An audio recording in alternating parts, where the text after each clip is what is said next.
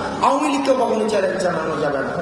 এবং আমরা মনস্তাত্ত্বিক জায়গা থেকে সেই বিষয়টিকে আমরা মেনেও নিয়েছিলাম, এবং এই মেনে নেওয়ার জায়গায় ইন্ধন হিসেবে, ক্যাটালিস্ট হিসেবে কাজ করেছে গণমাধ্যম থেকে শুরু করে ব্যবসা প্রতিষ্ঠান, শিক্ষা প্রতিষ্ঠান, রাষ্ট্রের যে বিভিন্ন ইনস্টিটিউশন গুলো রয়েছে, যারা এখন বিভিন্ন দাবিতে রাস্তায় নেমে আসছে, যারা অন্তর্বর্তীকালীন সরকারটি গঠিত না হতেই রাস্তায় বিভিন্ন যৌক্তিক দাবিতে নেমে আসছে। আমি প্রশ্ন রাখতে চাই, আপনারা যদি কোথায় ছিলেন? গত 16 বছর ধরে আপনি কেন ক্ষমতাকে প্রশ্ন করতে পারেননি?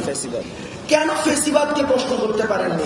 কেন রাষ্ট্র, আপনি রাস্তায় দাঁড়াতেন যখন, তখন আপনাকে বলতে হতো যে আপনাকে বলতে হতো আমি কোন রাজনৈতিক দলের সাথে সংশ্লিষ্ট না।